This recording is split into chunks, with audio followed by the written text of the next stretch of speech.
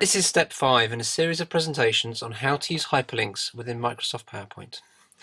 So in the previous exercise, we learned how to create a diagram like this, and then clicking on one of the boxes would take us to a slide where we had more information about that.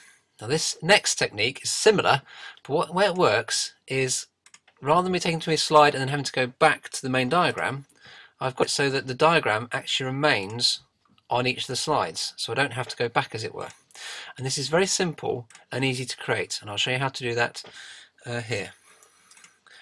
So I'll come into the editing mode, and what I've got here is my diagram that we created earlier, and I've already created the hyperlinks from each of these to my destination slides. So if I go to idea, okay, edit hyperlink, I've already got the hyperlink going to the idea slides. This is exactly the same as the previous technique. What we're going to do this time is I'm going to copy that whole diagram. So I'm going to describe my mouse around it. So I'm holding my finger on the left mouse button and dragging the mouse around it, and it will select everything within that area.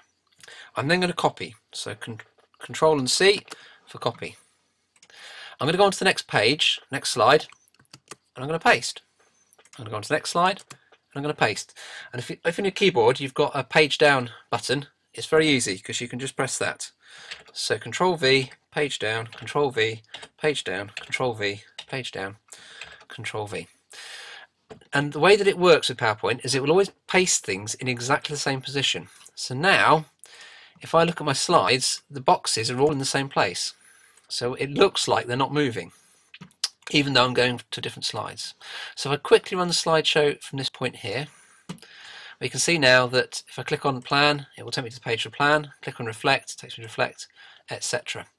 All I want to do now is just make the diagram a little bit more obvious as to which one I'm on. I mean, it tells me at the top, but I can also change the diagram slightly.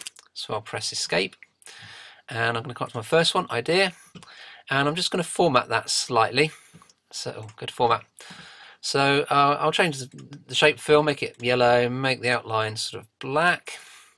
What I'm then going to do is go to my home button. I'm going to use the format painter. Now if I double click on this, it will then stick. So what that means is if I then go on to plan and I just click on the word plan, it will apply that formatting to it. So it's very easy just to click through the slides, select the item that you want, and you've changed those accordingly. So that's a very simple but highly effective technique.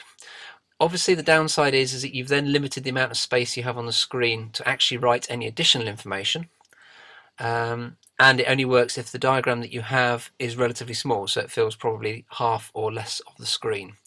But it can be quite effective, it can be quite striking, and it makes the end product look very, very professional. And all you've done is use basic PowerPoint skills.